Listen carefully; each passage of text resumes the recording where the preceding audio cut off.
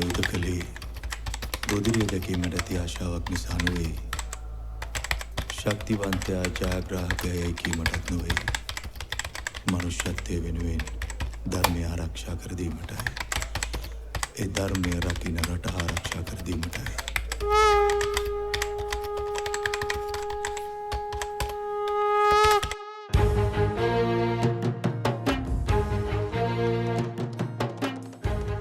අවසරයි ස්වාමීන් වහන්සේ. ප්‍රශ්න කිහිපයක් තිබෙනවා. පළමුවෙන්ම දැනගන්න කැමතියි දැන් මේ සූත්‍ර දෙකේ අපිට අලුතෙන් වචන හම්බ වෙනවා. අලුත් වචන හම්බ වෙනවා. මේ වචනවල තේරුම අදාරතොත් අර බුද්ධ ජයන්ති ත්‍රිපිටක වලින් හෝ ශබ්දකෝෂයෙන් ඒවායේ තේරුම එවන් කිසිම තැනකින් ඔයා නියම නිවැරදි බුද්ධ භාෂිතයේ තියෙන අර්ථ ධර්ම නිරුක්ති පටිසම්භිදා තේරුම් ගන්න බෑ, අහගන්න බෑ, දැනගන්න.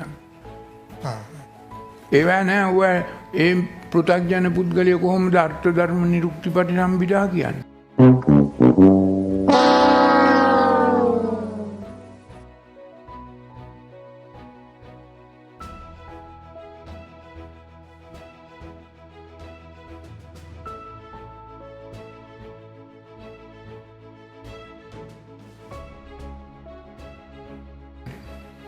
ඒගොල්ලෝ මොනවා හරි තේරිච්ච වචනයකට ඔය එක තේරුමක් ලියලා තියෙනවා. දැන් අකිච්චලාභී, නිකාමලාභී, අකුසලලාභී, අකිච්චලාභී පරිවර්තනය කරලා තියෙන එක බලන්න හොඳට මොකද්ද කියලා. අඩු ගානේ ඔය ත්‍රිපිටක පරිවර්තනය කරපු මිනිස්සු මේ පජානාති කියන වචනේවත් තේරුම් කළේ නැහැ.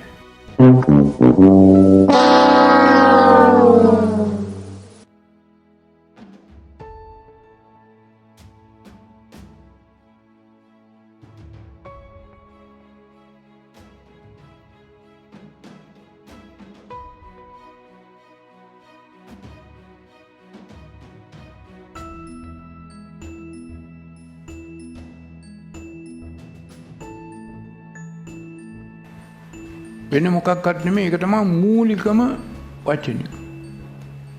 මූලිකම අවශ්‍යතාවය වචනය බෞද්ධය දැනගන්න පජානාති. ඒකේ විරුද්ධ වචනේ නප්පජානාති. දැනගනි දැන නොගනි කියන එකයි ඉඳලා තියෙන්නේ. දෙමනම් ඥානතෝ කියන එකට ඒගොල්ලෝ මොකද්ද කිව්වේ? ඒත් දැනගනි. ඥානතෝ කියන්නේ දැනගනි, පජානාති කියන්නේ මේක තියෙන ප්‍රජානාති, පජානාති.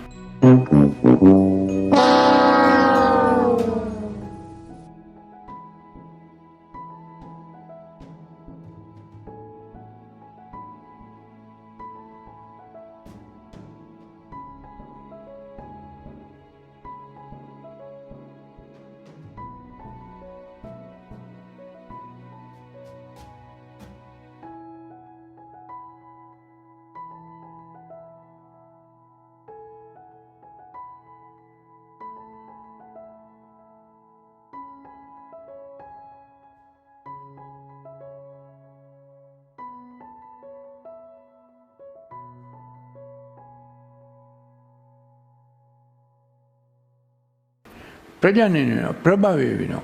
අලුතෙන් තත්වයකට තමන්ගේ හිතේ අලුත් වේගයක්, වේදනාවක් ජනිත වෙනවා. අලුත් වෙනසක් හිතේ ඇති වෙනවා. මේ අලුතෙන් ඇති වූ වෙනස තමා විසින් තමා තුළින් නිවැරදිව දැන ගැනීම පජානාති.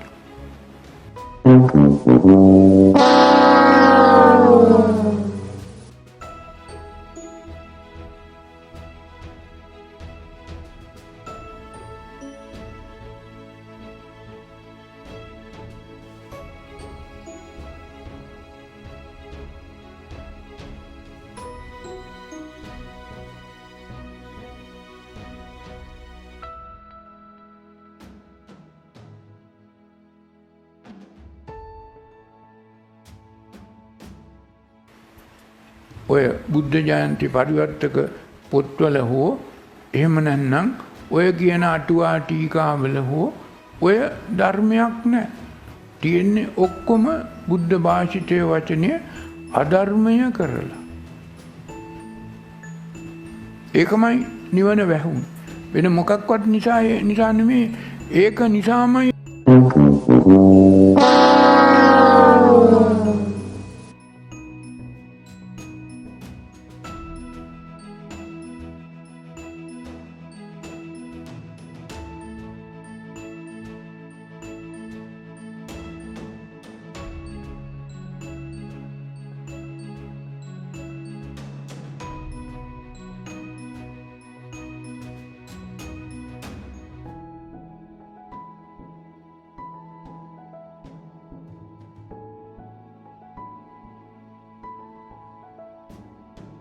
පරිවර්තකය.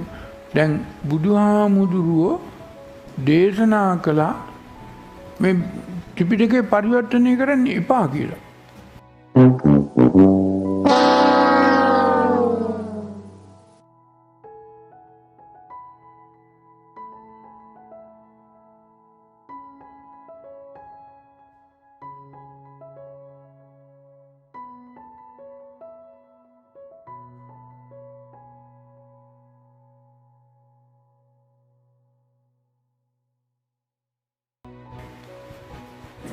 බුදුහාමුදුරුවන්ගෙන් ජීවමාන කාලේ හාමුදුරු දෙනමක් ඒ කාලේ තිබුණා මේ සකු මගද හෙළ නොයෙකුත් භාෂා.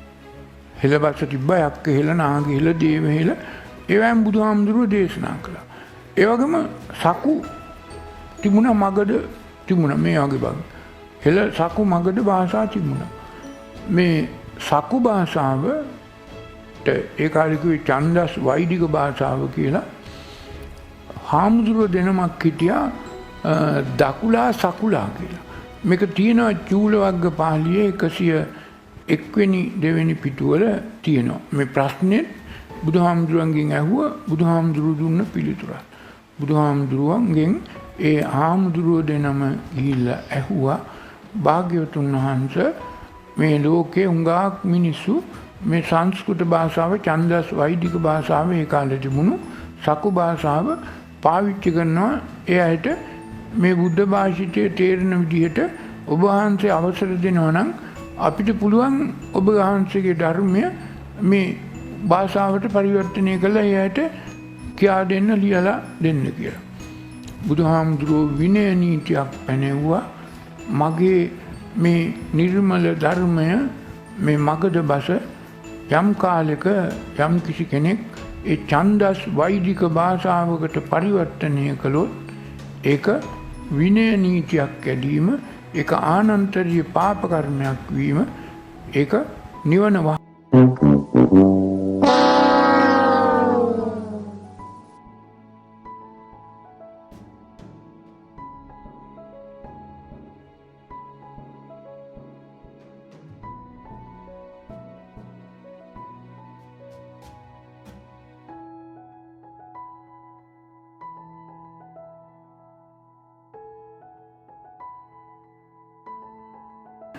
ඒක නිවන වහන වැරද්දක් සිදුවෙන දෙයක් කියලා.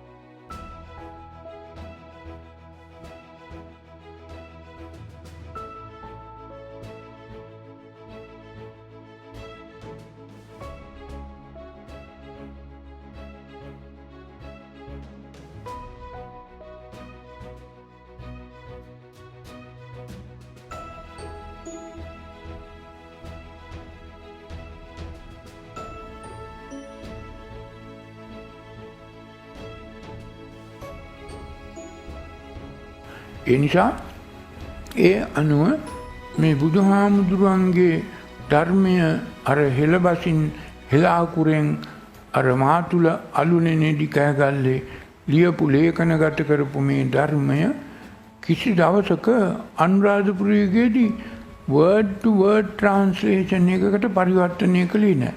පදගත පරිවර්තනයක් කළේ නැහැ. හැබැයි බුදුහාමුදුරුවෝ ජීවමානව හිටිය කාලෙම මහා ප්‍රඥාන් මහන්සිලා වූ මහා කච්චායන, මහා කොට්ටියායන, මහා අනුරුද්ධ, ඒ වගේ මහා සරියුත් හාමුදුරුවෝ මේ වගේ හිටියා බොහොම ධර්මයේ දක්ෂ ප්‍රඥාන් වහන්සේලා මහා පුණ්ණහාමුදුරුවෝ මේ වගේ අය මේ හෙළ වැසියන්ට තේරෙන ආකාරයට දහමට සරිකොට හෙළුවෙන් පෙරකි.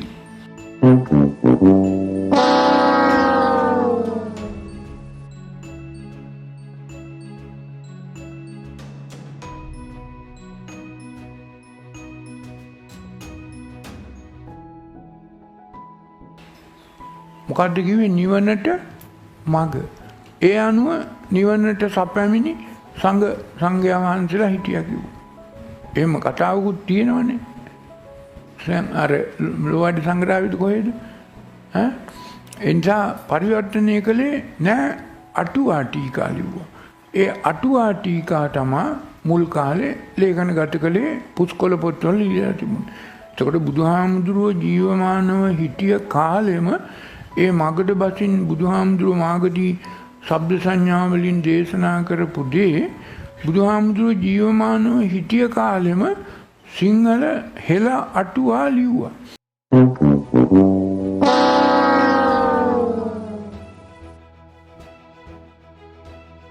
සීහල අට කතා, හෙළ අට කතා, මූල අට කතා, මහා අට කතා, පච්චරිය අට කතා, කුරුන්දි අට කතා, ආචාර්ය අට කතා, මෙහෙම අට කතා තිබුණ ලියලා තල්පත්වල.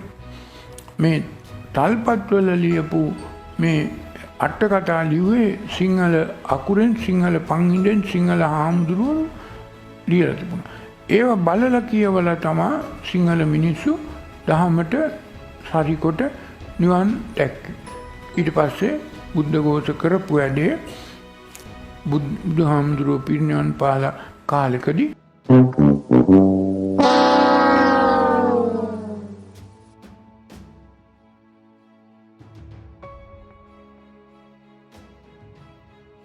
දැන් බුද්ධඝෝෂයට ඉන්දියාවේ ධර්මයක් තිබුණා නම් ඉන්දියාවට පෑයන්නේ හොයාගෙන. බුද්ධඝෝෂ කොහාටද ආවේ ධර්මය හොයාගෙන? ලංකාවට. ඇහිලා මොනවද ගත්තේ? උපක්‍රමයකින්, සම්‍යක් ප්‍රයෝගයකින් මහා විහාරයේ මිනිස්සුන්ව රවට්ටලා බුද්ධඝෝෂ මූලාට්ට කතාව සිංහල අකුරෙන් ලියපු එළියට ගත්තා. අබේගිරියට. අරගෙන මූලාට්ට කතාව පරිවර්තනය කළා.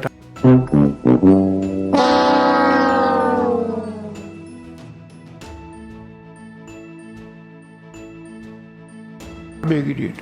අරගෙන මූලාට්ට කතාව පරිවර්තනය කළා තමයි විසුද්ධි මාර්ගයේ සමන්තපාසාදිකාව මේ වගේ පොත් 17ක්ම ලිව්වේ.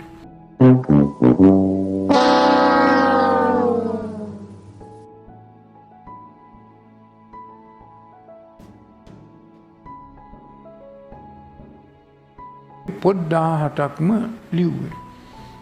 පොත් 17ම බුද්ධඝෝෂයට ගැලපෙන විදිහට එයාගේ පතංජලි අදහසුත් ඉදිරිපත් කළා.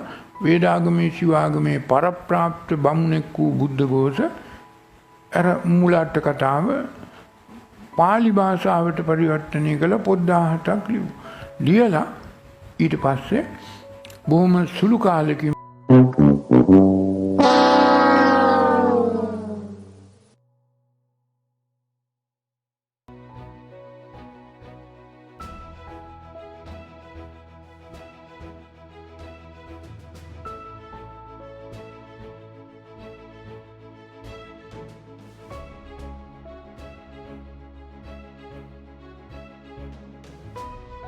පරිවර්තනය කළා තමයි විසුද්ධි මාර්ගයේ සමන්තපාසාදිකාව මේ වගේ පොත් 17ක්ම ලිව්වේ.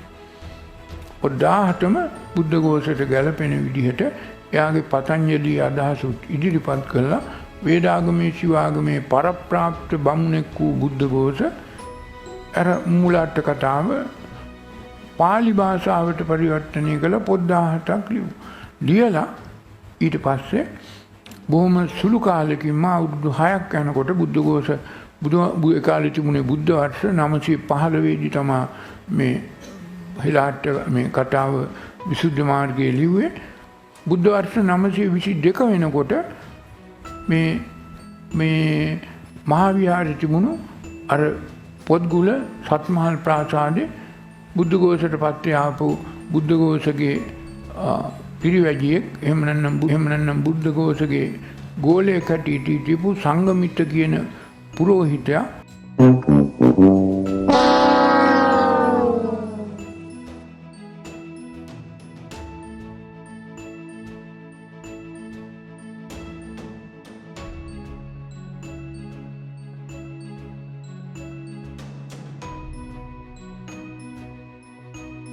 ගෝඨාභය රජුගේ දෙවැනි පුතා වූ අර ජෙට්ටතිස්ස වැඩිමහල් පුතා බාල පුතා මහසේන එයාව අල්ලගෙන ඒ අබේගිරියට පක්ෂපාත මිනිස්සු ටිකක් රැස් කරගෙන මහා විහාරයේ තිබුණු පුස්කොළ පොත්ගුල ඇතුන් 7 දෙනෙක් බරට තිබූ පොත් ගිනි තිබ්බා.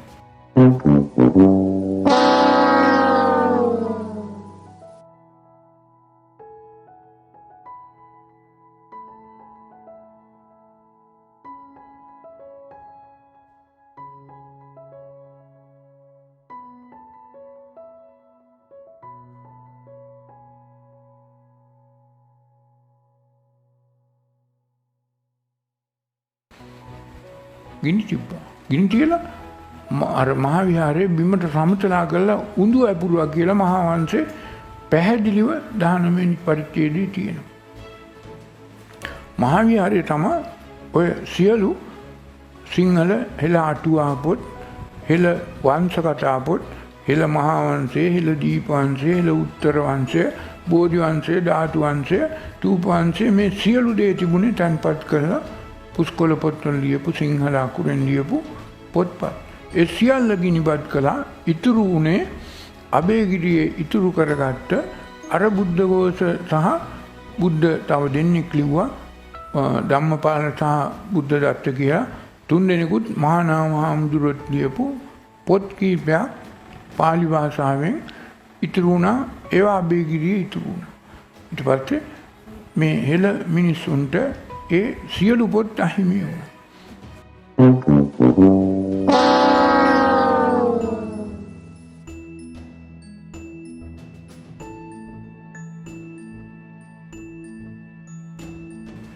කිසිම පොතක් ඉතුරු වුණේ නැහැ. සියල්ල ගිනිබත් කළා.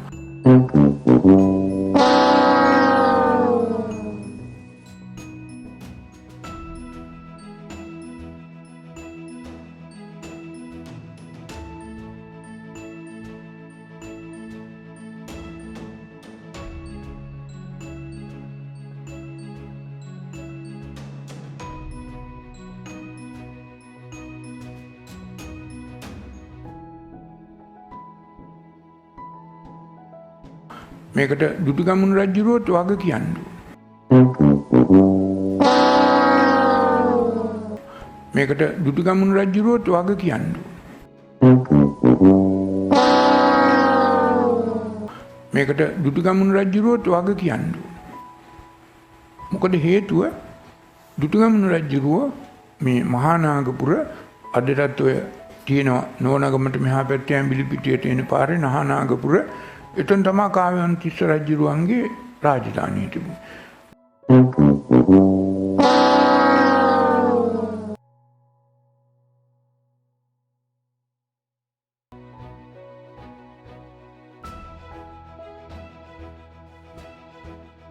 මහානාගපුර තමයි ඒ රුහුණේ නාග ගෝත්‍රික රජෙක්.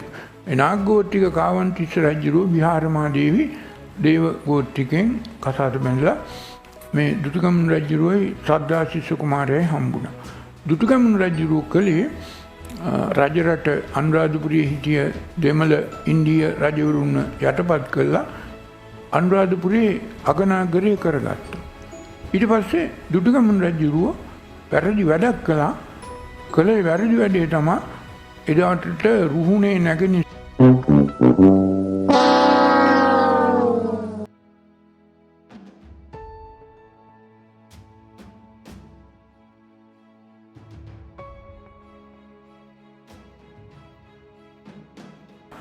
කලේ වැරදි වැඩේ තමයි එදාට රුහුණේ නැගෙනහිර ඔය අම්පාරේ රජගල පුලුකනාවේ තිබුණේ විශ්වවිද්‍යාලය බෞද්ධ විශ්වවිද්‍යාලය අර මිහිඳු හාමුදුරුවෝ වැඩ සිටිය ඉගෙනගත්ත මගපල් ලැබූ මේවා තිබුණු තව හුඟා තැන්වල කුඩුම්බිගල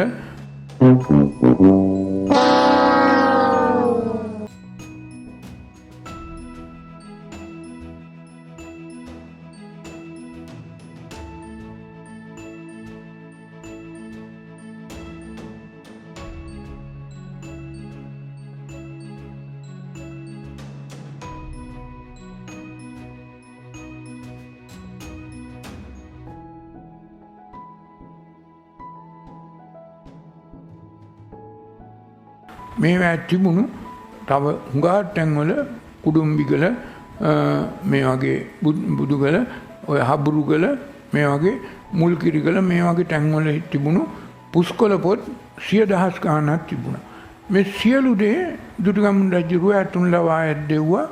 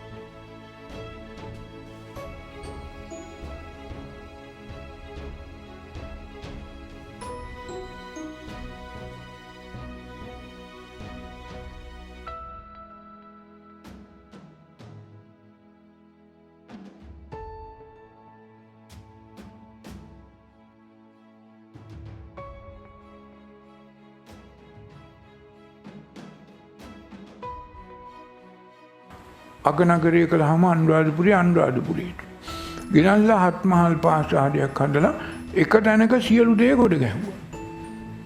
ඊට පස්සේ අර නාග ගෝත්‍රිකයෝ අඬ ඉන්නකොට නාග ගෝත්‍රිකයන්ට පැවරු අර ධාතුන් වහන්සේලාත් අනුරාධපුරයට ගෙනල්ලා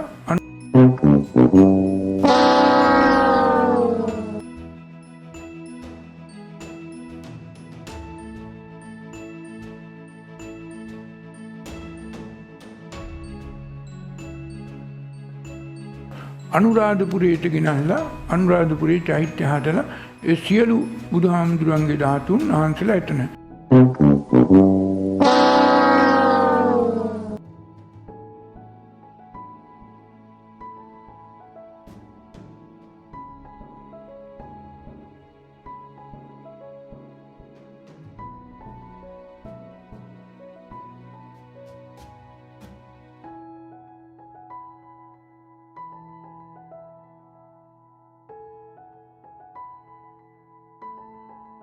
ඒ වගේම අටම ස්ථානයේ අනුරාධපුරයේ ගොඩ නැගුවා. මේ වගේ දෙයක් දැන් අර අලුත් නගරයකට ගෙනිච්චාම අර පරණ නගරවල තිබිච්ච සියලු වස්තුන් අර දේවල්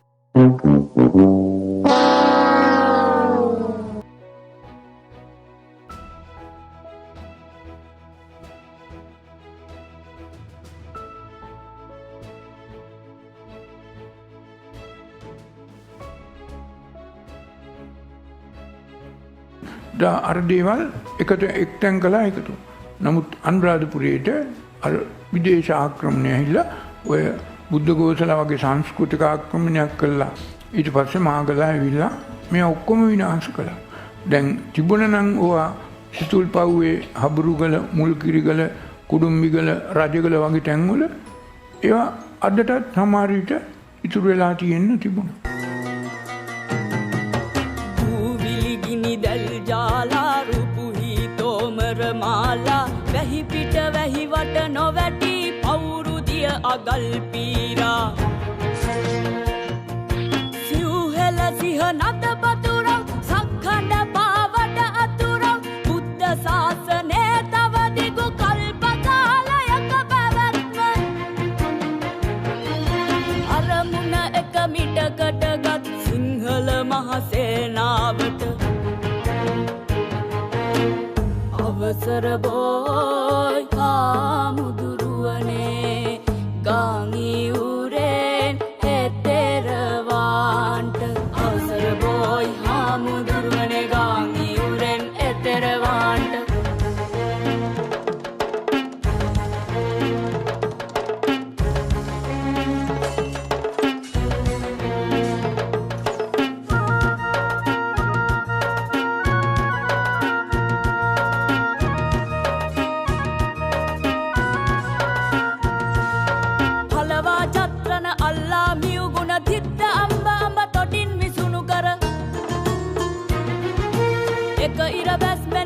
රජ බල බිඳ ද්‍රෝණ මාගටු ඉසුරු ගවර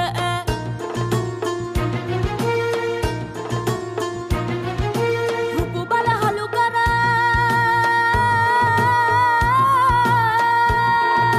රුපු බල හලු කර සාර මසක් අපි සියහා යුදවද හාල වහානක උඩටද සිඳ බිඳ තඹගම කුඹගම ජඹුගම ජයගෙන ගැමුණු සනග එනවෝ ගැමුණු සනග එනවෝ ගැමුණු සනග එනවෝ ගැමුණු සනග එනවෝ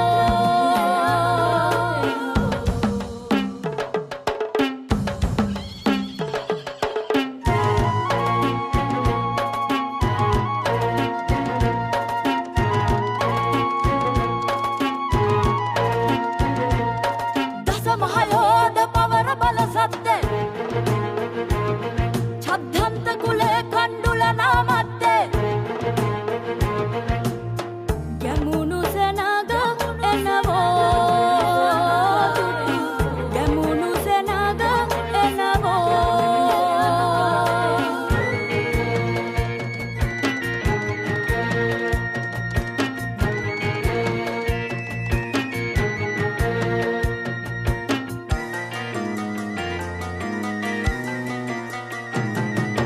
සතර අතින් විජිත පුරේ වාහල් කඩ දොරටු කඩ අසනි කුංජ නාද නග ලැහැලි ගඩොල් යදර හෙලා සුරත්යවට පහර කකා සතුරු උපා උගුල් මකා රජකම නොව බුදු සසුනේ පැවැත්ම තිර ලෙසිම තකා